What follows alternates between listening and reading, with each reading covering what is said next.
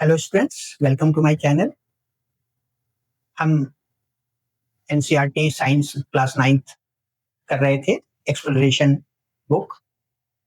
और इसमें हमने फिजिक्स का पहला चैप्टर जो चैप्टर 4 है वो हमने पिछली वीडियो में उसमें हाफ पार्ट हमने कवर किया था, एवरेज एक्सेलरेशन तक।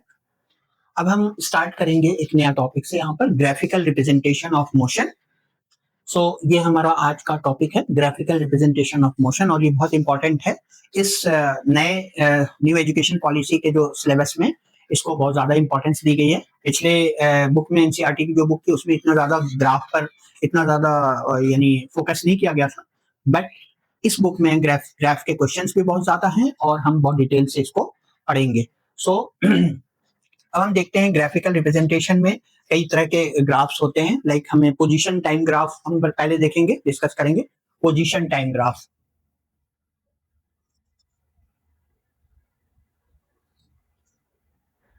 पोजीशन टाइम ग्राफ, ये हम देख रहे हैं। तो पोजीशन टाइम ग्राफ जैसा कि नाम से ही पता चल रहा है, ये एक्स वाई प्लेन में ये ग्राफ बनेगा और एक्स वाई के पॉजिटिव डायरेक्शंस को हम लेंगे, सिर्फ नेगेटिव डायरेक्शन में नहीं लेंगे, क्योंकि हमें नेगेटिव टाइम और नेगेटिव स्पीड तो नेगेटिव पोजीशन लेनी नहीं है, हमें पॉजिटिव ही लेनी है। इसलिए हम इसको क्या करेंगे, सिर्फ पॉजिटिव पार्ट लेंगे एक्स वाई प्लेन का। ये हमारी ओरिजिन है, ये एक्स एक्सिस है और ये वाई एक्सिस है। और इसमें अब हम देखते हैं कि तो हम देखेंगे यहाँ पे ये एक्स वाई प्लेन है और इसमें हम एक्स एक्सिस पे टाइम ले लेते हैं, टाइम एक्सिस को एक्स मान लेते हैं और पोजीशन वाली जो एक्सिस है उसको हम वाई मान लेते हैं। ये पोजीशन है, यानी ऑब्जेक्ट की या बॉडी की जो पोजीशन है वो हम वाई एक्सिस पे शो करेंगे।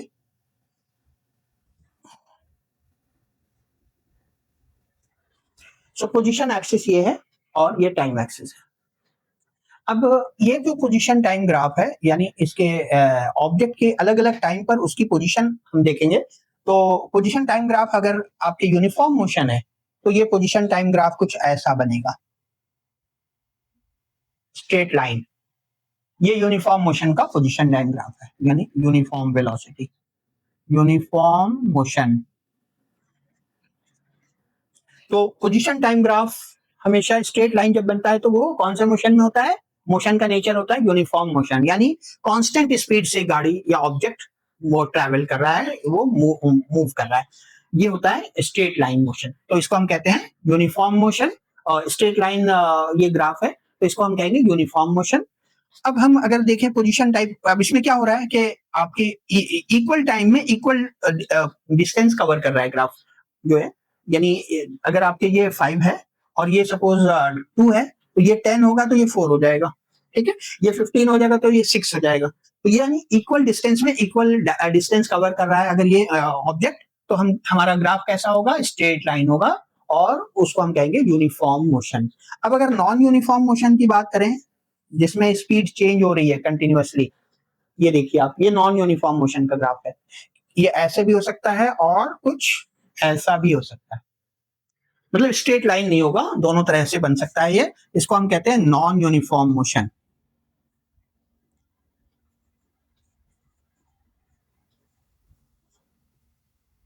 इसी तरह से ये भी नॉन यूनिफॉर्म मोशन है,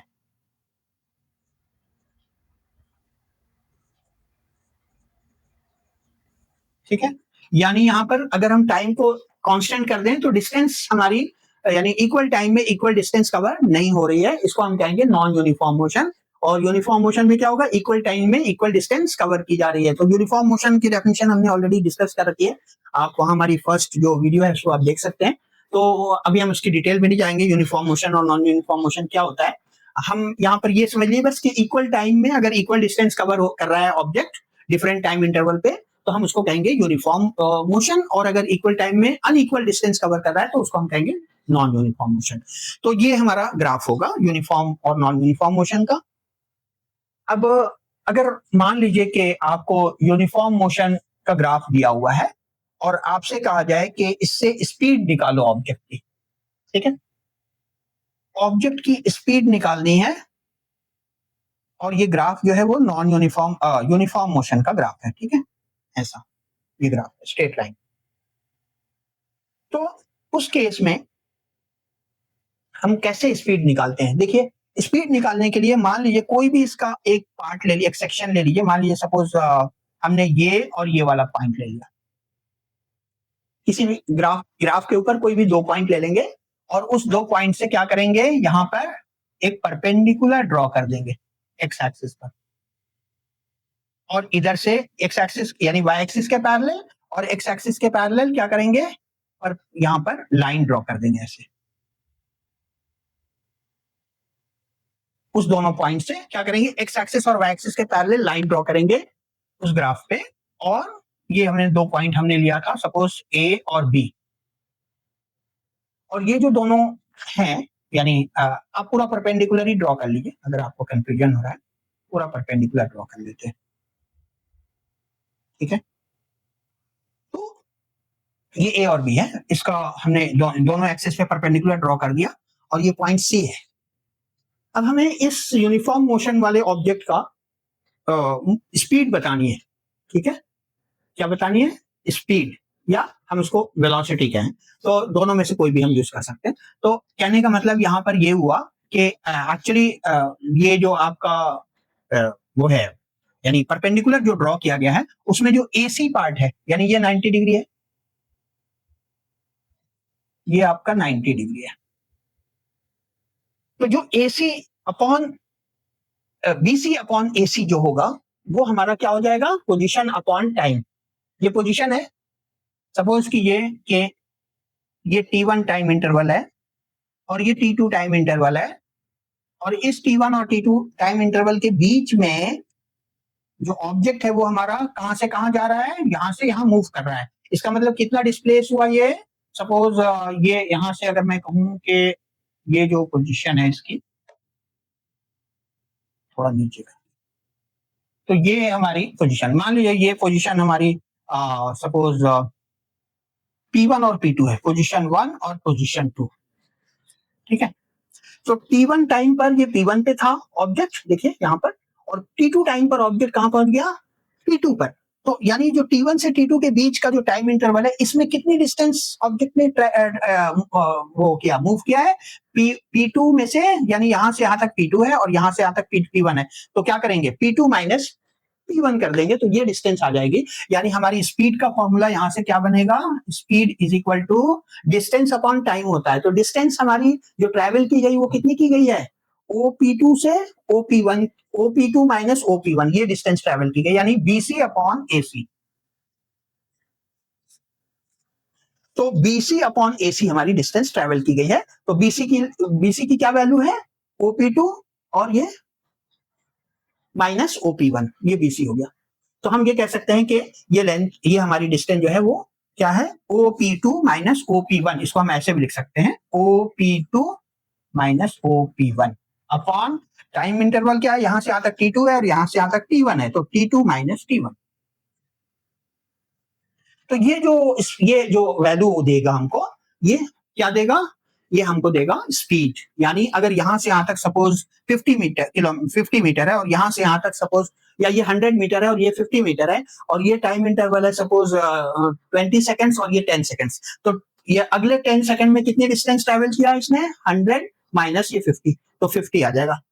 तो 50 अपॉन 10 यानी 5 मीटर पर सेकेंड आ जाएगी वैल्यू। अगर सपोज कीजिए ये हमारा OP2 अगर मैं ले लूं 100 मीटर, इसको ले लूं 100 मीटर, तो 100 और OP1 को अगर मैं ले लूं 50 मीटर, ये 50th डिवीजन है सपोज, और ये 100 डिवीजन है, यहाँ 50 है और यहाँ 100 है, और ये मीटर में है सपोज ये आपका, और ये टाइम सेकेंड में है।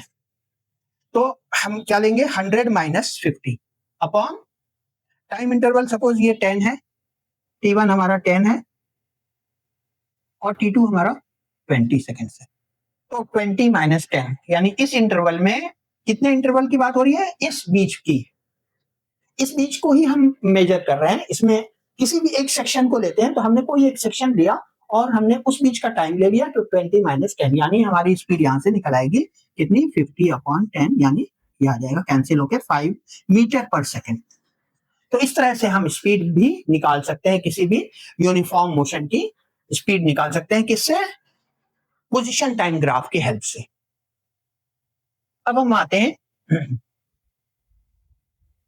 डिस्टेंस अपॉन टाइम से स्पीड निकलता है। फॉर्मूला हमारा है डिस्टेंस अपॉन टाइम स्पीड का, आप सबको पता है।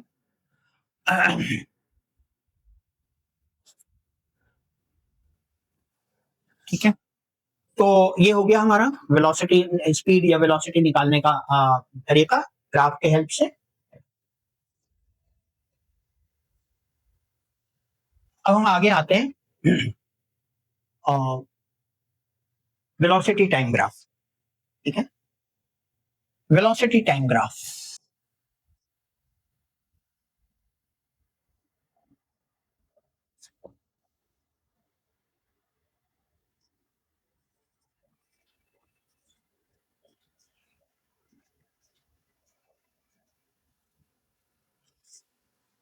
वेलोसिटी टाइम ग्राफ कैसा होता है? सपोज हम टाइम को हमेशा एक्स एक्सिस पे ही लेंगे, चाहे वो पोजीशन टाइम ग्राफ हो या वेलोसिटी टाइम ग्राफ हो, दोनों को। ये एक्स एक्सिस है और ये वाई एक्सिस है, ये ओरिजिन। ठीक है, अब वेलोसिटी टाइम ग्राफ ले रहे हैं तो इस पर हम वेलोसिटी ले लेते हैं, और ये सपोज मीटर पर सेकंड में होती है वेलोसिटी। यहां पर लिया हमने एसआई यूनिट और इधर टाइम ले लिया हमने सेकंड्स में। ठीक है, तो अगर यूनिट अब आप देखिए यहां पर वहां पर क्या था? Position time graph. अच्छा, एक चीज और है पोजीशन टाइम ग्राफ में, थोड़ा एक पॉइंट और रह गया है, वो थोड़ा पहले हम डिस्कस कर लें, उसके बाद आएंगे वेलोसिटी टाइम ग्राफ पे। ठीक है, तो पोजीशन टाइम ग्राफ में हमारा ये पोजीशन टाइम ग्राफ जो हमारा पिछला वाला, इस ग्राफ में जैसा कि हमने कहा, अगर अलग अलग तरह के हम लेते हैं ग्राफ को, सपोज कीजिए कि ये टाइम है, टाइम एक्सिस। ठीक है, ये एक्स एक्सिस है, ये वाई एक्सिस है, और ये ओरिजिन है, और ये पोजीशन है ऑब्जेक्ट की। कभी कभी इसको डिस्टेंस टाइम ग्राफ भी बोल देते हैं, पोजीशन टाइम ग्राफ को, एक ही बात है। ठीक है, एक्स एक्सिस वाई एक्सिस पे डिस्टेंस ले लेते हैं, और एक्स एक्सिस पे बेटर है आप पोजीशन टाइम ग्राफ ही यूज करें। तो इसमें सपोज कीजिए कि अगर आपका ग्राफ अभी हमने बनाया था ऐसा था, ठीक है, ये यूनिफॉर्म मोशन का ग्राफ था। ठीक है, ये कौन सा ग्राफ था? Uniform motion.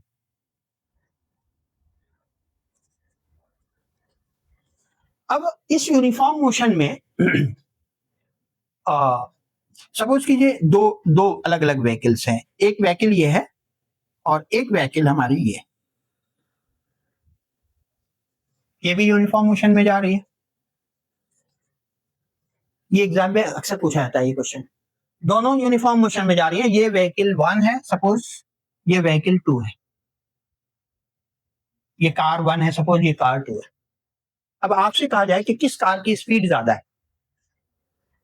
ठीक है, तो आप ये देखेंगे ये कार 1 है, ये कार 2 है, किस कार की स्पीड ज्यादा है? तो आप कैसे इसको फाइंड करेंगे? हम ये सबसे पहले ये करेंगे कि यहां से कोई एक पॉइंट लेंगे सेट ऊपर वाले ग्राफ पे, और वहां से एक परपेंडिकुलर एक्स एक्सिस पर, टाइम एक्सिस पर एक परपेंडिकुलर ड्रॉ कर देंगे। ठीक है, आप इसको डॉट डॉट डॉट से ही करिए तो बेटर रहेगा। ठीक है, ये बेटर रहेगा, डॉट डॉट डॉट से ही आप परपेंडिकुलर ड्रॉ कीजिए। तो ये हमने किया, मान लीजिए इसको यहां पर टी टाइम पर ये हमने ग्राफ प्लॉट किया है परपेंडिकुलर। ठीक है, और अब आप देखिए ये जीरो से स्टार्ट किया, रेस्ट से, दोनों कार ने जीरो स्टेट से यानी रेस्ट से ही स्टार्ट किया चलना, ओरिजिनल सेम पॉइंट से, और ये टी टाइम पर जो इसका डिस्प्लेसमेंट है वो ये है पोजीशन, ये वाली डिस्टेंस कवर किया इसने, जो कार 1 है, और कार 2 ने यहां से यहां तक डिस्टेंस कवर किया। तो सेम पॉइंट सेम टाइम में कौन सी कार ज्यादा डिस्टेंस कवर कर रही है? जाहिर सी बात है ये सेकंड कार ज्यादा डिस्टेंस कवर कर रही है। सो ए बी, और ये सपोज ये सी है, ये टाइम टी हमने लिया। तो टी टाइम में यानी कोई एक टाइम फिक्स कर लेंगे, उसमें हम फिर दोनों के डिस्टेंस को कवर करेंगे। तो अब ये देखिए कार 2 जो है वो ए सी डिस्टेंस कवर कर रही है टी टाइम में, और कार 1 है वो बीसी डिस्टेंस कवर कर रही है। तो एसी यहाँ पर बीसी से क्या है? ज्यादा है। तो सेम टाइम में कार 2 ज्यादा डिस्टेंस कवर कर रही है, इसका मतलब उसकी यूनिफॉर्म स्पीड ज्यादा होगी और कार 1 की यूनिफॉर्म स्पीड कम होगी। इस तरह से हम किसी भी दो यूनिफॉर्म स्पीड से चलने वाली व्हीकल्स की या ऑब्जेक्ट की स्पीड को कंपेयर कर सकते हैं, किसकी ज्यादा है किसकी कम है। तो एक तो ये पॉइंट था जो कि हमारा इसमें कवर हो गया। दूसरी, अब हम आते हैं एक और चीज, यानी जिसका स्लोप ज्यादा होगा वो कार उसकी स्पीड ज्यादा होगी, जिसका स्लोप कम होगा उसकी स्पीड कम होगी। ये वाली जो कार है फर्स्ट कार, इसका स्लोप कम है, इसका स्लोप ज्यादा है कार 2 का। तो आप देखिए, हम सिंपली हम ये देखें कि स्लोप किसका ज्यादा है। तो स्लोप 2 का ज्यादा है, इसलिए इसकी स्पीड भी ज्यादा होगी। आपको ज्यादा कुछ देखने की जरूरत नहीं, आप डायरेक्टली देख करके ही ग्राफ को बता सकते हैं बिना कुछ ड्रॉ किए हुए।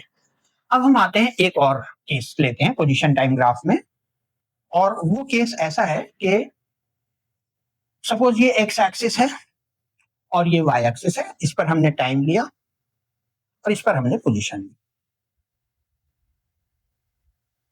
और अगर मान लीजिए ऑब्जेक्ट जो ग्राफ है पोजीशन टाइम ग्राफ वो कुछ ऐसा है, एक्स एक्सिस के पैरेलल है, यानी ग्राफ हमारा टाइम एक्सिस के पैरेलल है, तब क्या होगा? टाइम एक्सिस के पैरेलल अगर ग्राफ है तो क्या होगा? फिर आप देखिए, टाइम तो आगे बढ़ रहा है लेकिन पोजीशन सेम है, हर जगह डिस्टेंस जहां पे ओरिजिन था, यानी ओरिजिनली यानी रेस्ट में था, ये इस डिस्टेंस पे था और इस डिस्टेंस पे है, ये पहले से ये जो ऑब्जेक्ट है। और लेकिन टाइम के साथ साथ डिस्टेंस आगे नहीं बढ़ रही है, डिस्टेंस हमारी क्या है, फिक्स है। So when the position time graph is parallel to time axis, तो हम क्या लिखेंगे? When position time graph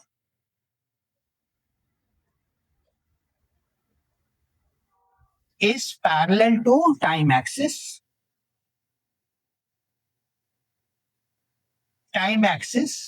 then क्या होगा?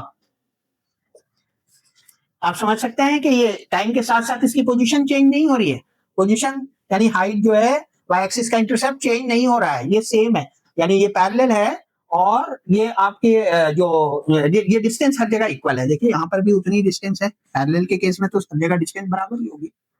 तो इसका मतलब कि जो हाइट है यानी पोजीशन एक्सिस पर जो वो है मेजरमेंट है वो क्या है, सेम है। तो इसको हम ये कहेंगे कि ये रेस्ट में है, क्योंकि ये मूव ही नहीं कर रही है, इसकी पोजीशन कांस्टेंट है। तो हम ये कहेंगे then the object is in rest,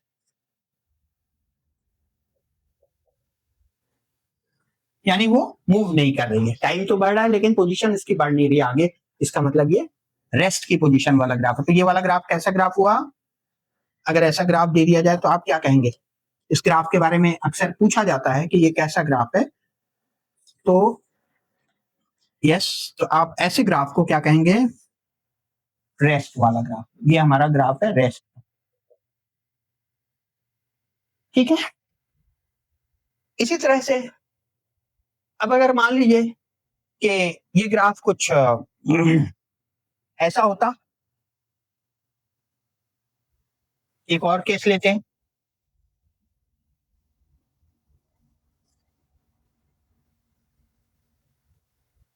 ये ग्राफ कुछ ऐसा होता, सपोज वाई एक्सिस के पैरेलल है, तब क्या होगा? यानी टाइम फिक्स है और पोजीशन आपकी बढ़ रही है ऑब्जेक्ट की। टाइम फिक्स है, सेम टाइम पर ऑब्जेक्ट अलग अलग पोजीशन पे है, यहां भी है, यहां भी है, यहां भी है, यहां भी है, यहां भी है, हर जगह एक ही टाइम पर हर जगह है वो। देखिए यहाँ भी है, यहाँ भी है, एक ही टाइम पर वो हर जगह ऑब्जेक्ट है।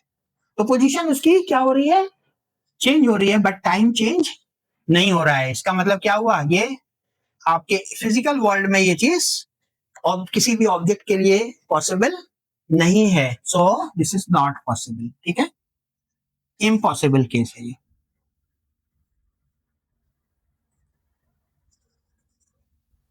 ठीक है। टाइम के साथ ऐसा नहीं हो सकता कि एक ही टाइम पर मैं यहाँ पर भी हूँ, मैं कहीं और भी हूँ, मैं दिल्ली में भी हूँ, मैं कहीं बॉम्बे में भी हूँ, मैं कहीं भी हूँ, ऐसा पॉसिबल नहीं है। यानी हमारी पोजीशन एक ही सेम टाइम में एक ही जगह हो सकती है, टाइम के साथ साथ टाइम सेम टाइम पे डिफरेंट पोजीशन पॉसिबल नहीं है। तो ये इम्पॉसिबल केस हो गया। ये सिर्फ एक तरह से आप कह सकते हैं कि ये जो गॉड हैं या जो क्रिएटर है यूनिवर्स का, उसके लिए पॉसिबल है, क्योंकि वो एक ही टाइम पे हर जगह मौजूद है। तो इसके लिए वो पॉसिबल है।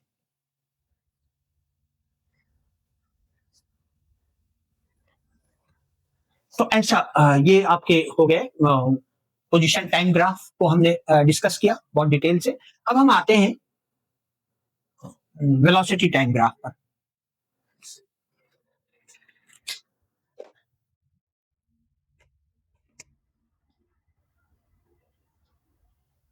Velocity time graph. So velocity time graph में क्या होता है, हम एक एक्सिस पर टाइम लेते हैं और दूसरे एक्सिस पर वेलोसिटी को लेते हैं। ठीक है, तो ये इधर हमने, इसमें भी हमें इधर टाइम एक्स एक्सिस पर ही लेना है और वेलोसिटी को हम ले लेंगे वाई एक्सिस पर। ये वेलोसिटी है।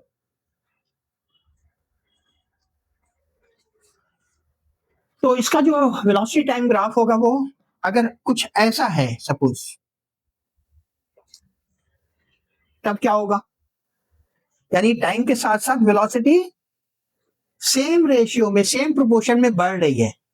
अगर स्ट्रेट लाइन ग्राफ है तो इसका मतलब क्या हुआ कि टाइम के साथ साथ जो वेलोसिटी है वो सेम प्रोपोर्शन में बढ़ रही है। अगर टाइम डबल हो रहा है तो वेलोसिटी भी डबल हो रही है। ठीक है, तो हम ये कहेंगे कि ऐसे ऐसे ग्राफ को हम ये कहेंगे, सपोज ये जब भी स्ट्रेट लाइन आएगा तो हम ये कहेंगे यूनिफॉर्म एक्सेलरेशन। यूनिफॉर्म एक्सेलरेशन, ठीक है, यूनिफॉर्म एक्सेलरेशन। एक्सेलरेशन हमने पिछली वीडियो में डिस्कस किया था कि चेंज इन स्पीड या change in velocity per unit time, उसको कहते हैं एक्सेलरेशन। यानी किसी पर सेकंड या पर मिनट या पर आवर जो टाइम में जितनी स्पीड उसकी चेंज हो रही है उसको हम, या जितनी वेलोसिटी चेंज हो रही है उसको हम कहते हैं एक्सेलरेशन। तो यूनिफॉर्म एक्सेलरेशन का ग्राफ कैसा होता है, हमेशा वीटी ग्राफ जो होता है, velocity time graph, straight line होता है। बट अगर मान लीजिए आपका ग्राफ कुछ ऐसा है या कुछ ऐसा है,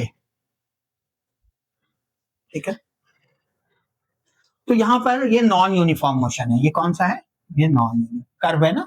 जैसे उसमें हमने पोजीशन टाइम ग्राफ में हमारा जो स्ट्रेट लाइन ग्राफ था वो आपका क्या था, यूनिफॉर्म मोशन था position time graph straight line में, और जो कर्व था वो नॉन यूनिफॉर्म मोशन था। यहां पर क्या होगा, यूनिफॉर्म एक्सेलरेशन और नॉन यूनिफॉर्म एक्सेलरेशन।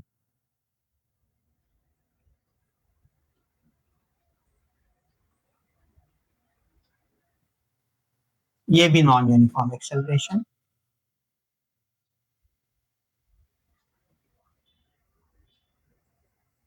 दोनों तरह के ये ग्राफ जो है, ये भी नॉन यूनिफॉर्म, ये भी नॉन यूनिफॉर्म।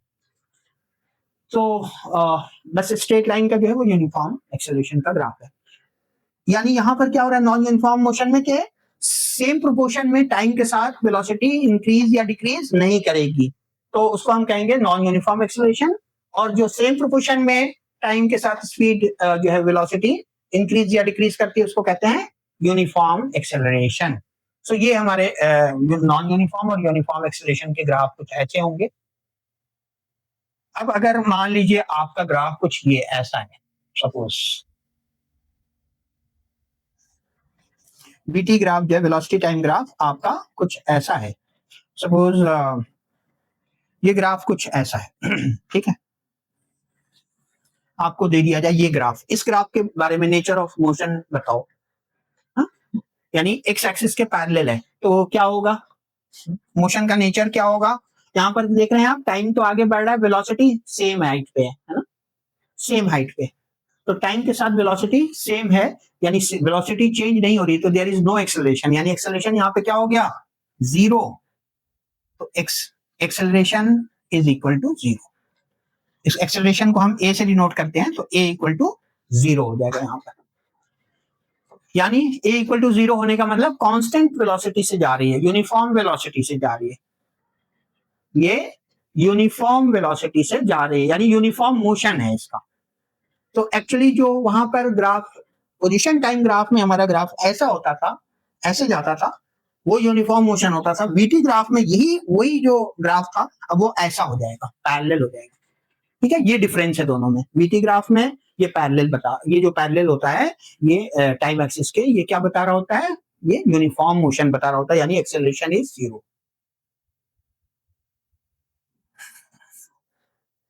अच्छा, एक हम और लेते हैं केस। सपोज कीजिए आपका ग्राफ कुछ ऐसा है, वीटी ग्राफ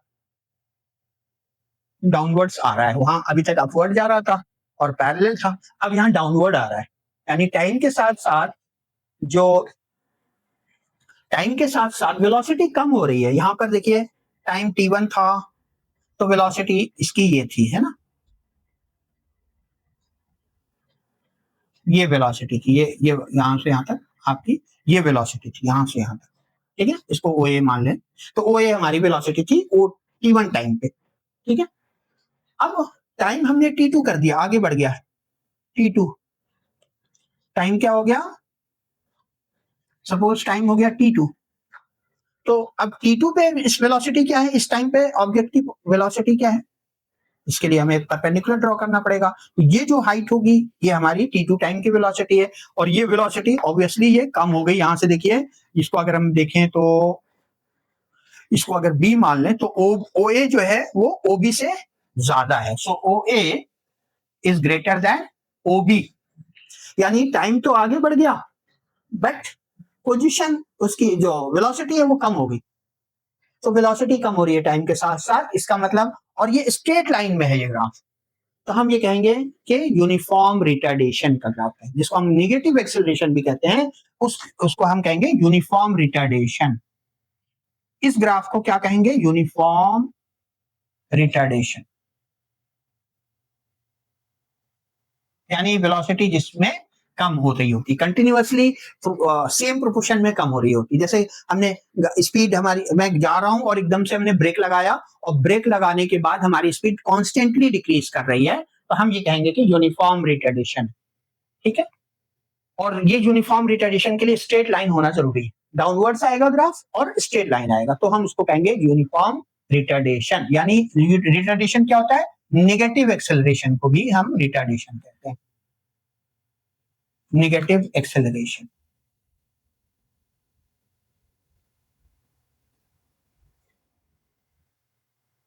ठीक है, इसी को रिटार्डेशन भी बोलते हैं, नेगेटिव एक्सेलरेशन।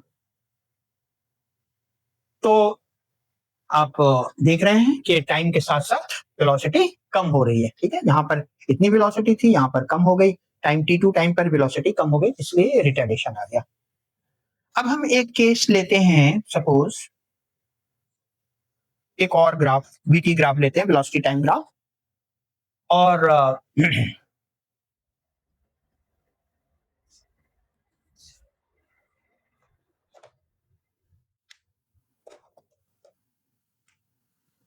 अब इस ग्राफ में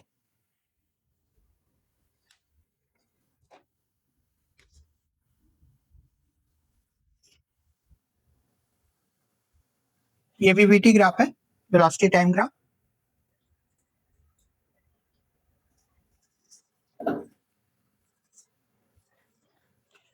ये वाई एक्सिस हो गया और ये एक्स एक्सिस हो गया।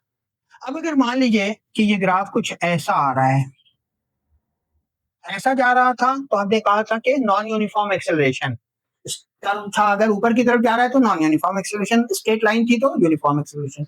अब अगर डाउनवर्ड आ रहा है तो रिटार्डेशन होता है, अभी हमने डिस्कस किया। तो यहाँ पर अब आप देखिए डाउनवर्ड तो है बट स्ट्रेट लाइन में नहीं है, तो इसको हम कहेंगे नॉन यूनिफॉर्म रिटार्डेशन। इस ग्राफ को क्या कहेंगे, नॉन यूनिफॉर्म रिटार्डेशन।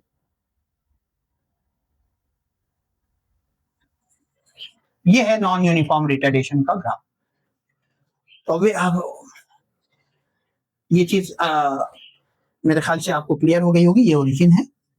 और uniform non uniform retardation, uniform non uniform acceleration, उसमें रिटार्डेशन में ग्राफ डाउनवर्ड आता है, एक्सेलरेशन में ग्राफ अपवर्ड जा रहा होता है। बस ये चीज है इसके अंदर जो कि हमें समझनी है। इसके बाद अब हम आते हैं, हमारा ग्राफ का पार्ट कवर हो गया।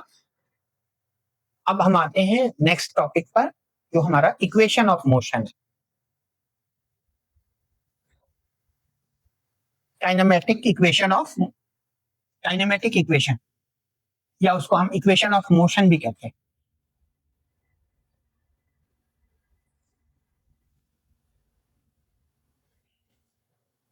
काइनेमेटिक इक्वेशन बोले या इक्वेशन ऑफ मोशन बोले।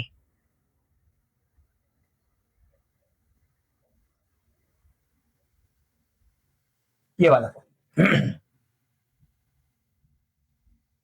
ठीक है। तो इक्वेशन ऑफ मोशन में जो सबसे पहला इक्वेशन है हमारा वो है v equal to you plus A t. v equal to you plus A t. और इस इक्वेशन ऑफ मोशन को हमें ग्राफिकली प्रूफ करने के लिए आता है, ठीक है, एग्जाम में। तो हम कैसे इसको ग्राफिकली प्रूफ करेंगे? वीटी ग्राफ लेंगे सबसे पहले एक,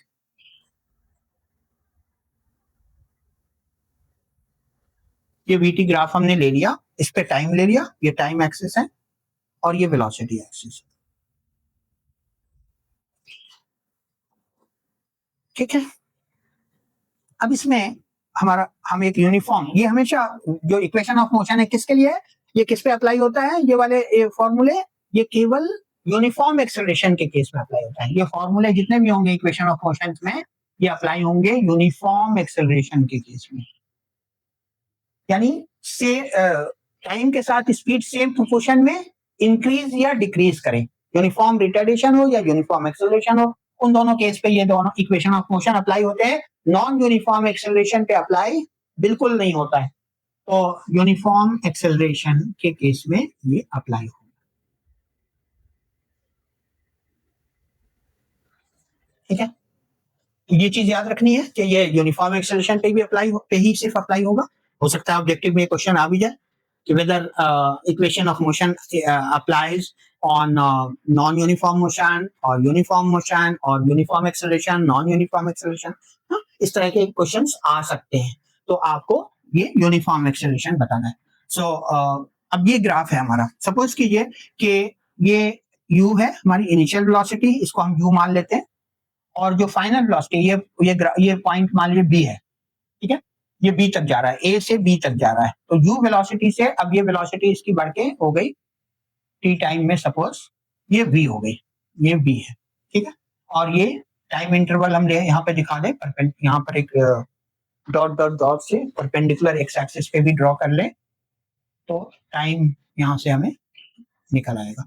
सपोज ये टाइम था, मान लीजिए कि ओरिजिनली ये u स्पीड से, ये ऑब्जेक्ट u स्पीड पे है, और आफ्टर टाइम t सपोज उसकी स्पीड बढ़ के क्या हो जाती है, v हो जाती है। तो अब हम लिखेंगे इसमें लेट द इनिशियल स्पीड, ये प्रूफ करना है आपको, ग्राफिकली प्रूफ करने के लिए हम जो कर रहे हैं, क्या कर रहे हैं, to prove v equal to you plus A T graphically.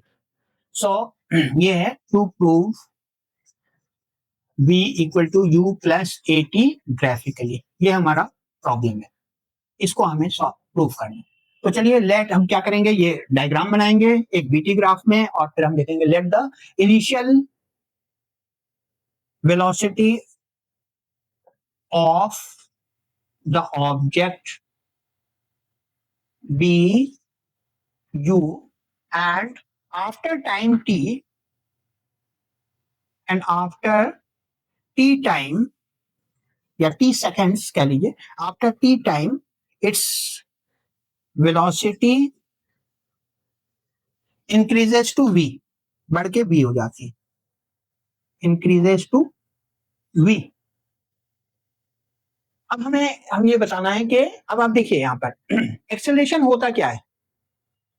अगर आप यहाँ से एक पैरेलल लाइन ड्रॉ कर दें एक्स एक्सिस के और इधर वाई एक्सिस के, तो एक्सेलरेशन होता क्या है, by the definition of acceleration क्या होता है, change in speed upon time duration,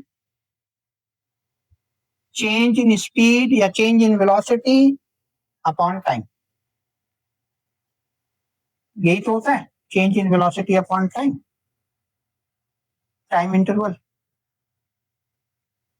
यानी delta V upon delta T. Change in speed क्या है, delta V upon delta T. अब जरा देखिए यहाँ पर कि ये डेफिनेशन है, ये क्या है, change in velocity upon time interval क्या है, ये डेफिनेशन ऑफ एक्सेलरेशन है, एक्सेलरेशन की डेफिनेशन।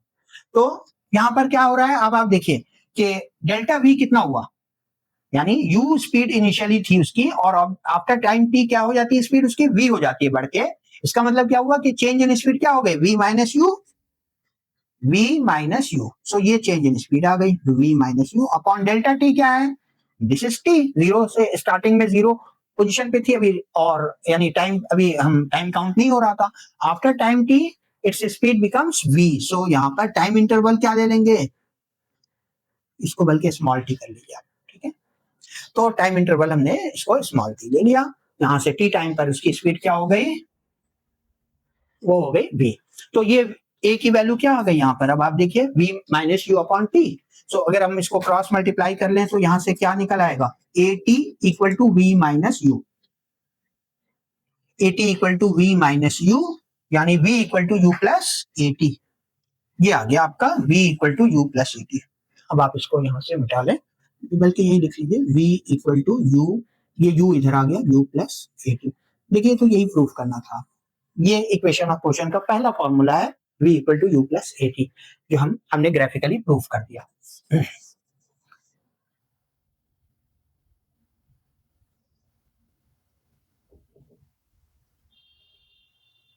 अब हमारा दूसरा फॉर्मूला है इक्वेशन ऑफ मोशन का सेकंड फॉर्मूला।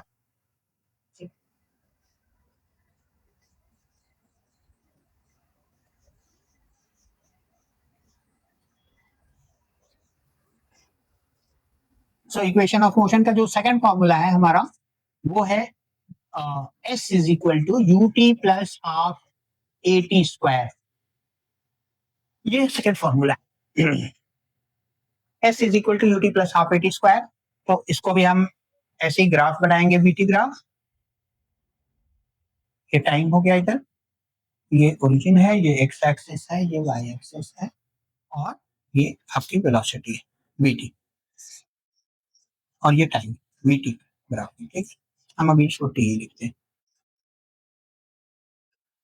तो वेलोसिटी टाइम ग्राफ है, और हमारा ग्राफ वैसे ही रहेगा, ग्राफ कुछ ऐसा जाएगा जैसे हमने पहले इक्वेशन के प्रूफ में बनाया था, वही ग्राफ बनेगा।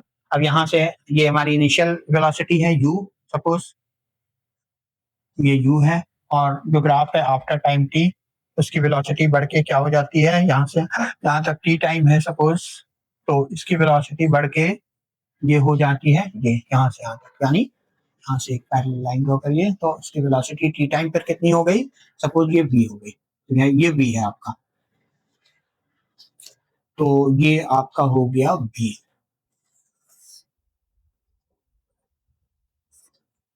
फाइनल वेलोसिटी v है, इनिशियल वेलोसिटी u है। वैसे यहाँ भी हम करेंगे, let the initial velocity of the object be u and the final velocity, यानी after time its velocity becomes v या इंक्रीजेस टू v। और अब ये आप लिख लीजिएगा, ये चीज सेम है जो पिछले इसमें लिखनी, वो हम लिख नहीं रहे हैं। अब हम ये देखेंगे कि डिस्टेंस, ये s क्या है, ये डिस्टेंस है, u इनिशियल वेलोसिटी है, v हमारी फाइनल वेलोसिटी होती है, और u इनिशियल वेलोसिटी होती है, ठीक है, और a क्या है, एक्सेलरेशन, और t है टाइम। तो इस तरह से हम इसको प्रूफ करेंगे, देखते हैं कैसे प्रूफ होता है। तो जब भी आपको कोई भी यूनिफॉर्म, यहाँ भी यूनिफॉर्म एक्सेलरेशन का ही केस अप्लाई होगा, तो जब भी आपको डिस्टेंस निकालनी होती है, तो जो ग्राफ होता है, अंडर द ग्राफ जो एरिया होता है वो डिस्टेंस इंडिकेट कर रहा होता है। ये हमारी, ये जो ग्राफ के नीचे का जो एरिया है टाइम एक्सिस पर, ये क्या बता रहा होता है, टी टाइम में कितनी डिस्टेंस ट्रेवल किया ऑब्जेक्ट ने। तो एरिया अंडर द ग्राफ, ये इंपॉर्टेंट है, इसको याद रखिए, एरिया अंडर द ग्राफ, ठीक है, is represented for distance travelled. So ये एस जो होगा, ये डिस्टेंस ट्रेवल्ड है, ठीक है, ये डिस्टेंस ट्रेवल्ड है, और ये डिस्टेंस कवर्ड या डिस्टेंस ट्रेवल्ड कह दीजिए। और ये कैसे निकलता है, एस यानी डिस्टेंस, ये एरिया अंडर द ग्राफ होता है। तो अगर हम इसका एरिया निकाल रहे लें, तो ये आ जाएगा कि इस टी टाइम में उसने कितनी डिस्टेंस कवर किया, तो हम एरिया निकाल लेंगे। तो सिंपली इसको अगर हम ए मान लें, ये बी मान लें, ये सी, और ये ओ, और ये डी मान लेते हैं, ये वाला पॉइंट। तो ये एक आपको ट्रेपेजियम दिख रहा है, जिसमें ये दोनों लाइन एसी और ओडी पैरेलल है। तो इस ट्रेपेजियम का एरिया निकालने के लिए हम क्या करेंगे, या तो हम ये करेंगे कि इसको दो अलग अलग एक ट्रायंगल में और एक रेक्टेंगल में डिवाइड करते हैं, दो पार्ट में, और दोनों का एरिया ऐड कर दें, तो आ जाएगा हमारा एरिया निकल आएगा, और वही एरिया क्या होगा, डिस्टेंस कवर्ड आ जाएगा। ठीक है, तो चलिए हम ये कर लेते हैं। सो एरिया जो डिस्टेंस कवर्ड,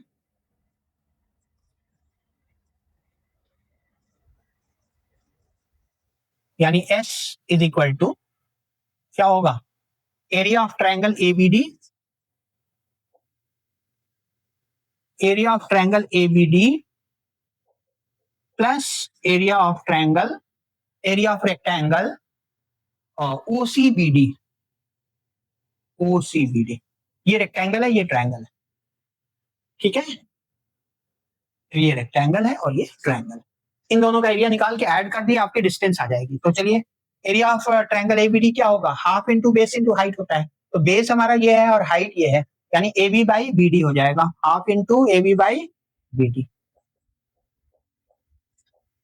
बेस BD है और हाइट क्या है, AB है, तो half into BD into AB plus area of rectangle, area of rectangle क्या है, लेंथ इंटू ब्रेथ, यानी OC इंटू BC या OC into OD, OC into OD, length into breadth, ये रेक्टेंगल का एरिया हो गया। अब वैल्यू सारी रखते हैं, तो हाफ इंटू BD, BD कितनी है, T है, ये देखिए BD हमारा T है, यहां से यहां तक T टाइम में ये V वेलोसिटी पहुंची है, ये V वेलोसिटी है हमारी, यहां से यहां तक V वेलोसिटी है, ये वाला पॉइंट V है, ये U है, ठीक है, इसको आप V पोजीशन कह लीजिए, इसको U पोजीशन कह लीजिए। तो half into T into AB, AB क्या है, ये AB, ये क्या है, ये V में से U माइनस किया गया, तो ये निकल आया। सो ये हम कहेंगे AB की जगह V minus U plus OC, OC हमारा कितना है, अगेन OC की वैल्यू T है, और OD कितना है, OD की वैल्यू U है, तो ये S हो गया, ओपन कीजिए ब्रैकेट, सो ये आ जाएगा half BT minus half UT, ये UT हो गया, सॉरी ये U है, OD हमारा U है, ठीक है, तो ये हो गया हमारा, और minus half UT plus UT। अब देखिए क्या आ रहा है, हाफ VT, ठीक है, minus half UT plus UT, तो ये क्या हो जाएगा, प्लस हाफ UT, ठीक है, ये प्लस हाफ UT हो गया। और अब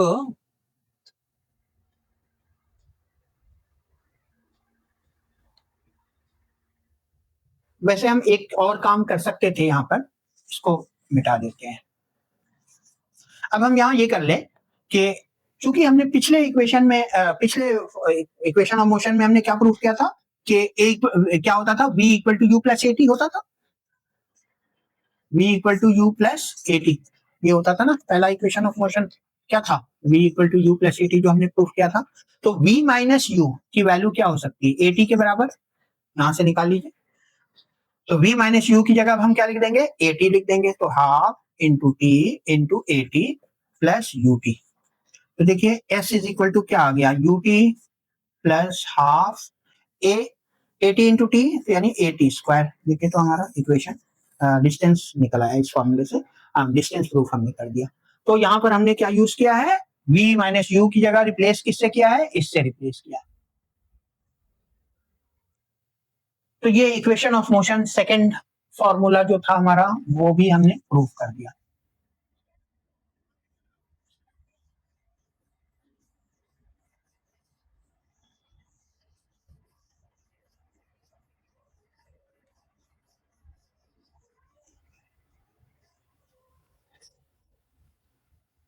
अब एक लास्ट हमारा थर्ड फॉर्मूला है, वीटी ग्राफ यहां भी बनेगा,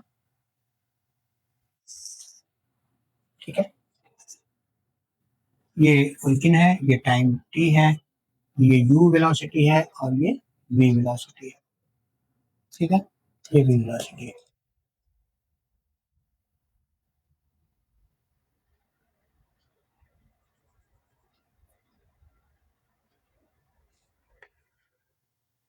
तो ये टी टाइम है, ये वेलोसिटी भी है, और हमें प्रूफ करना है, जो हमारा थर्ड इक्वेशन है वो है v square equal to u square plus 2as, ये प्रूव करना है।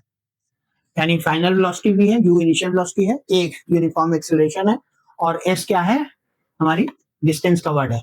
तो देखते हैं, वैसे तो हम उसी से कर लेंगे जो हमारा अभी हमने प्रूव किया था, डिस्टेंस वाले फॉर्मूले से ही करना है, तो उसी से हम करेंगे। बस उसमें हमें ये टी को एलिमिनेट कर देना है, और टी की जगह क्या आ जाएगा, ए आ जाएगा। तो चलिए, डिस्टेंस कवर्ड का हमारा जो फॉर्मूला बना था, यहाँ पर क्या आया था, s is equal to u t plus half a t square था,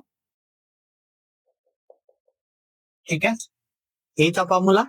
अब देखिए, यहाँ पर आपको क्या क्या हटाना है, टी रिमूव करना है, और आपको क्या रिमूव करना है, एस रिमूव करना है, एस तो रहेगा, टी बस रिमूव कर देना, ठीक है। तो अब अब आप यहाँ पे देखिए कि जो टी की वैल्यू है वो कैसे रिमूव होगी। तो हम इसी उस पे आ जाते हैं, जो हमारा फॉर्मूला बन रहा था वो क्या बन रहा था, ये बन रहा था distance is equal to area under the graph, under the graph, यही तो है डिस्टेंस की वैल्यू।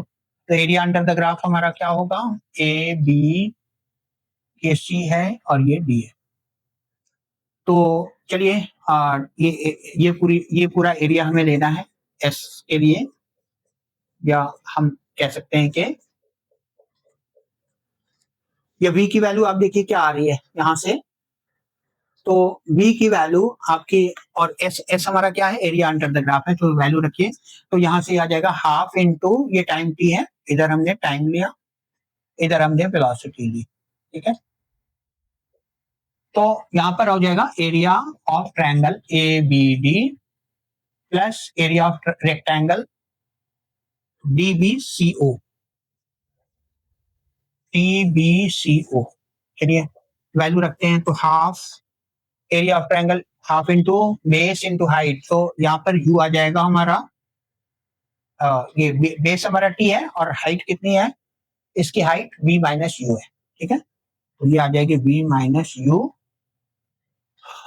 ये वाली हाइट और ये डिस्टेंस, ठीक है, प्लस ये हो जाएगा हमारा लेंथ इंटू ब्रेथ, यानी U T, you into T, ठीक है। अब हम क्या करने जा रहे हैं, ये s की वैल्यू है, ये हमने पिछले इसमें भी किया था। अब हमें रिमूव करना है जो t है उसको रिमूव करना है। तो t की जगह हम क्या लिख सकते हैं, जो फॉर्मूला हमारा है वो क्या था, v equal to you plus A t था फॉर्मूला, यहाँ से t निकाल लीजिए, v minus you upon a हो जाएगा। तो t की वैल्यू अब आप यहाँ पे रख दीजिए, ठीक है। तो half into v minus you into t की वैल्यू हमारी क्या हो जाएगी, v minus u by a, और ये टी की वैल्यू हो गई प्लस यू टी, अगेन यहाँ भी टू टी की जगह वही रखने जा रहे हैं, v माइनस यू अपॉन ए। देखिए टी एलिमिनेट करना था ना, टी हमें इसमें कहीं है नहीं, तो टी को हमने रिमूव कर दिया इस फॉर्मूले से, जो इक्वेशन 1 था उससे, इक्वेशन ऑफ मोशन का जो पहला फॉर्मूला था उससे टी को v u और a के टर्म में यहाँ पर निकाल के पुट कर दिया। तो अब ये वैल्यू जरा देखिए क्या हो गई, half v minus U whole square हो जाएगा, v minus U whole square upon a, plus यहां पर क्या हो गया, v minus you into U upon A, ठीक है। तो अब आप इसको सिंप्लीफाई कर लें, यस, अब इसको सिंप्लीफाई कर लीजिए, तो क्या आ जाएगा, इसमें हम ये बल्कि इसको खोल ही देते, v माइनस यू कॉमन कर लेते हैं। तो v माइनस यू कॉमन, यहां बचेगा v minus you upon 2a, इन दोनों में हमने v माइनस यू क्या किया, कॉमन किया v माइनस यू, तो a ये आ गया v minus you upon 2a plus u upon a, बल्कि a भी आप कॉमन कर ले, a भी दोनों में है तो a भी हमारा कॉमन हो जाएगा, तो केवल यहाँ पर u बच जाएगा ना, a हमने दोनों से a कॉमन कर लिया। अब इसको सॉल्व कर लीजिए, तो आपका क्या आ गया, ये v minus you upon a, और यहां आ जाएगा 2 एलसीएम आ जाएगा, सो एलसीएम 2 आ गया, ये v माइनस यू, ये आ गया v माइनस यू और plus 2u,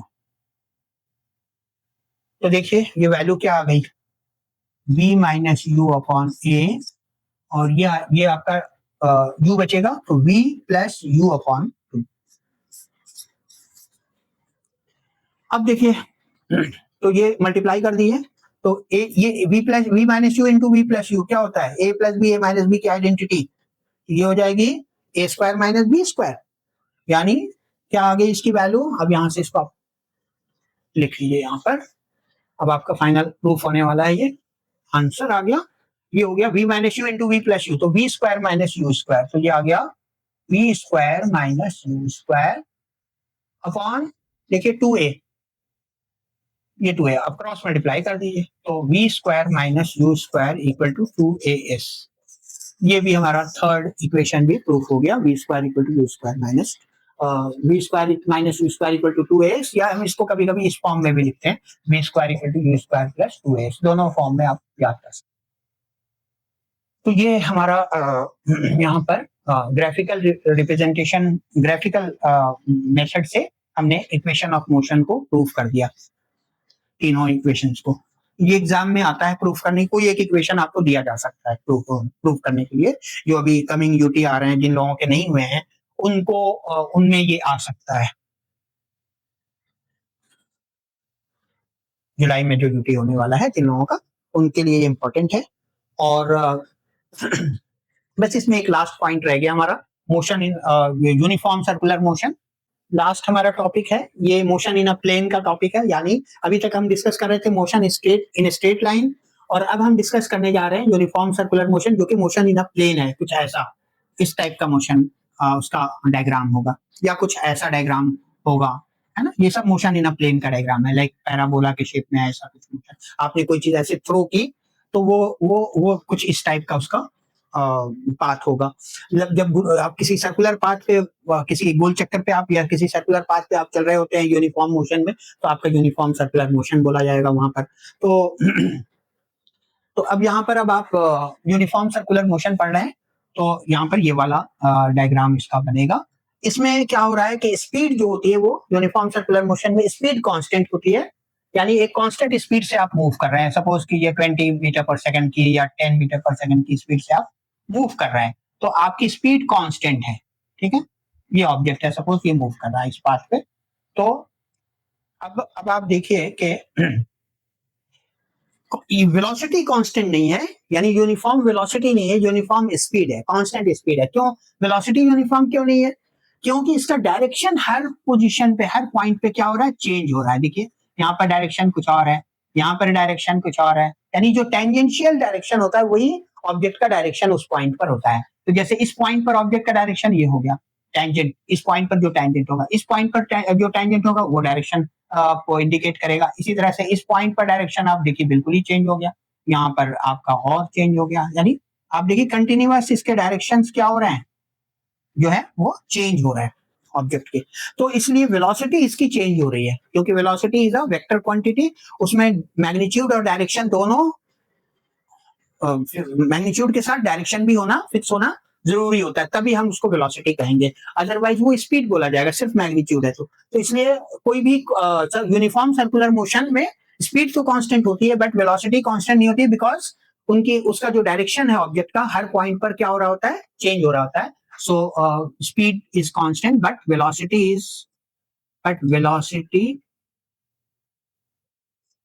is not constant, velocity constant नहीं है, ठीक है, यानी चेंज हो रही है।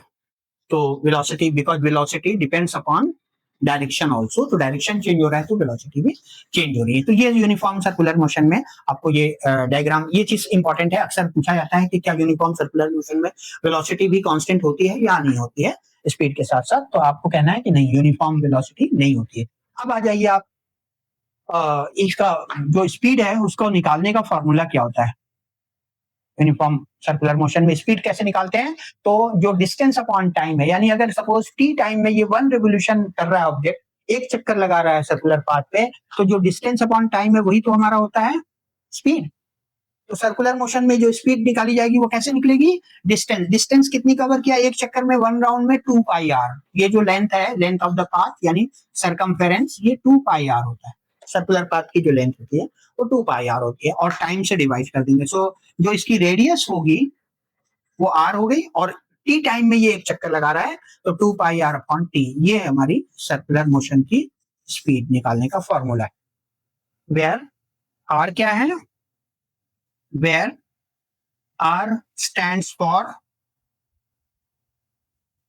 radius of the path, radius of the circular path, and T stands for